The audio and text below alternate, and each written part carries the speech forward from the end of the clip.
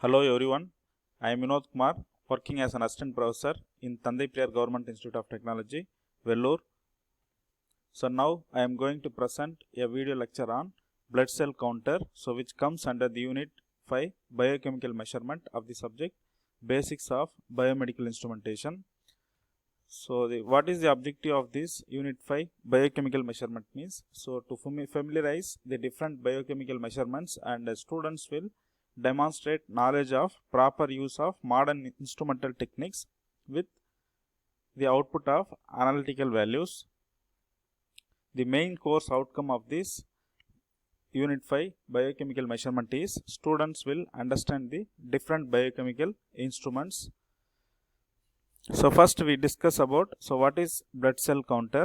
So blood cell counter is nothing but it is an instrument which can count and size the cells in an electrolyte to provide valuable information about the blood.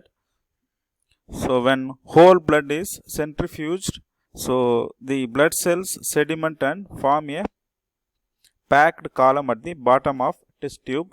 So centrifuged is nothing but it is a device which is used for the separation of liquids based on the density. So by using this centrifuged concept, we are able to analyze the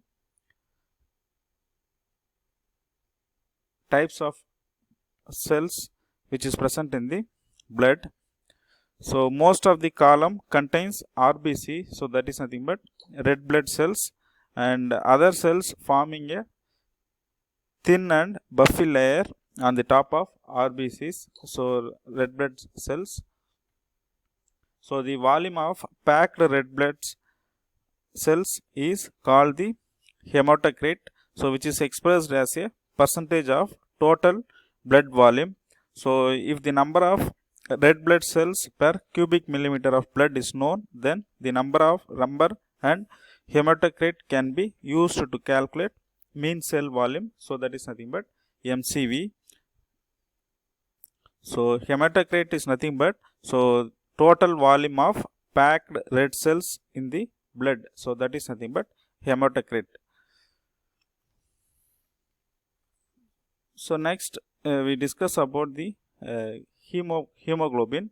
So hemoglobin is nothing but active component in the red blood cells is named as hemoglobin, so which is given in grams per 100 milliliter. So from this hemoglobin, we can find the hematocrit, blood cell count, and then mean cell hemoglobin, so which is nothing but MCH, so which is calculated in picograms, and then mean cell hemoglobin concentration, so MCHC, so which is calculated in percentage. So basically, hematocrit determined by aspirating a blood sample into a capillary tube and closing one end of tube with a plastic sealing material. So by this hematocrit is determined. So tube is then spun for 3 to 5 minutes in a special high speed centrifuge to separate blood cells from plasma. So centrifuge, already we discussed that, it is a device used for the separation of liquids based on the density. So if you place the tube with the centrifuge setup means, then automatically if the tube is rotates with some force, then the blood cells from plasma are separated. Then capillary tube has uniform diameter is used here, so the blood and cell volume can be compared by measuring the lengths of columns which is present in the capillary tube.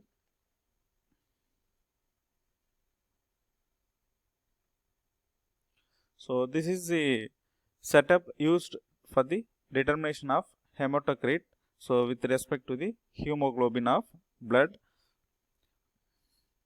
So measurement of hematocrit by using capillary tube is done by using the simple nomogram. So that is the setup shown above. So in this diagram, diagram A shows that blood sample is taken in a capillary and sealed with a plastic putty. So that is shown here. So second diagram B is nothing but, so capillary after centrifuging placed on nomogram to read hematocrit. So that is shown here. So buffy layer, and then so packed red blood cells, and then blood plasma. So all are separated. So after the centrifuge setup. So measurement of hematocrit by using capillary tubes is named as simple nomogram concept. So when lined up with the length of blood column, nomogram allows the direct reading of hematocrit. So RBCs have much higher electrical resistivity than blood plasma, so in which they suspended. So resistivity of blood shows high correlation with the hematocrit. So this factor provides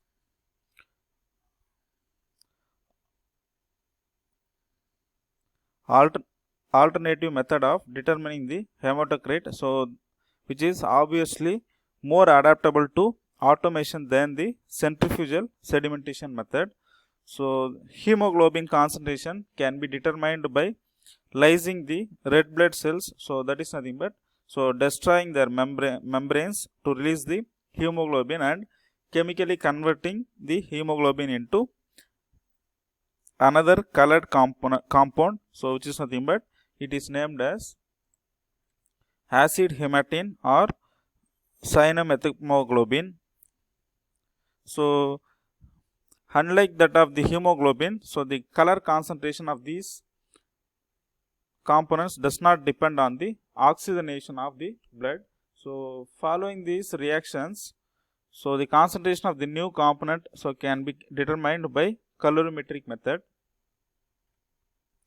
So next we discuss about the manual method. So manual blood cell count are performed by using a basic microscopic method.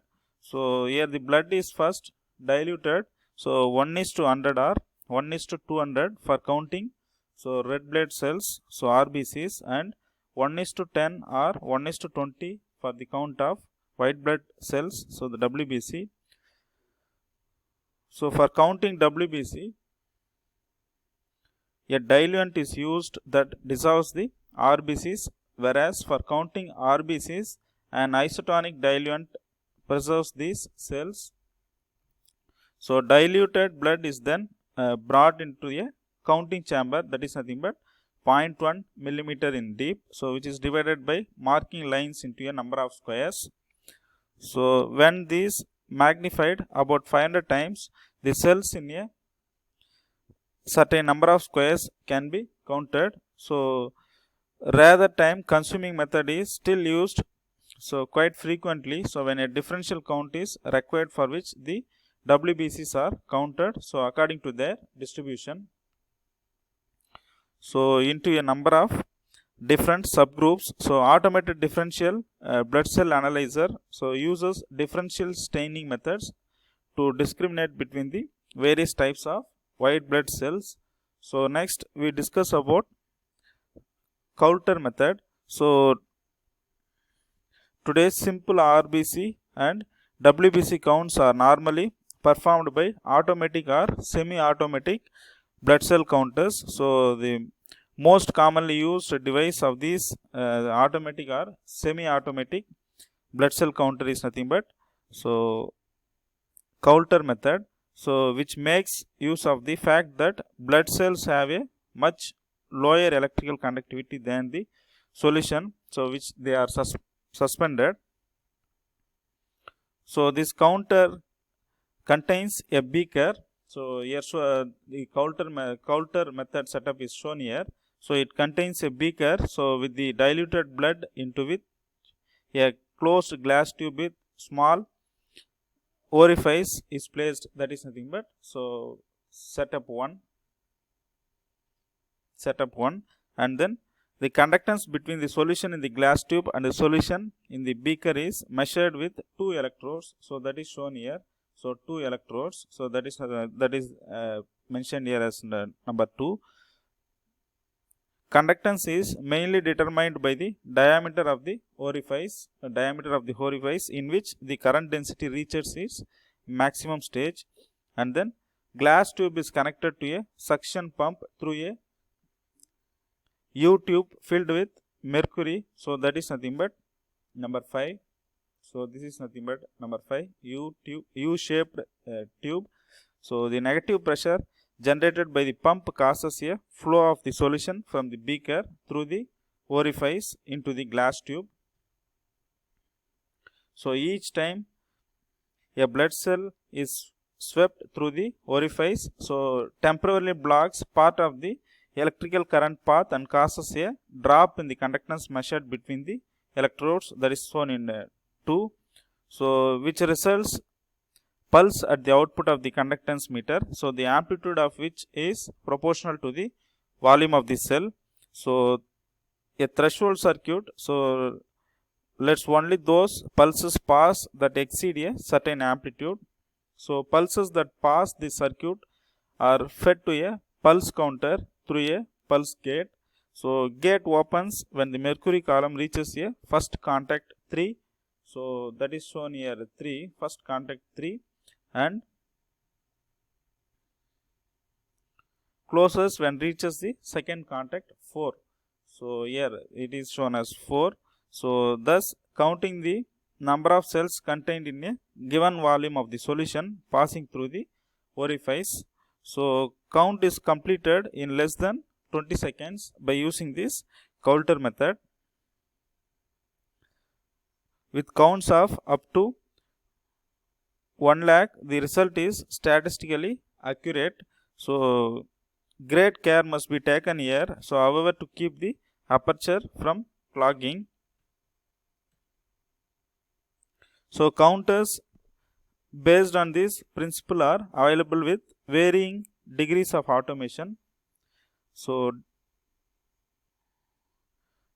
the most advanced device also present, so which accepts a new blood sample every 20 seconds, so which performs the dilutions automatically compared with this Coulter method and determines not only the WBC and RBC counts but also the hematocrit and the hemoglobin concentration also determined by this advanced method. So from these measurements, so mean cell volume, so the mean cell hematocrit and the mean cell hematocrit concentration are calculated and also results are printed out on a pre-printed report form. So that is given by advanced method. So in Coulter method, so we able to determine only the red blood cells and WBC counts only.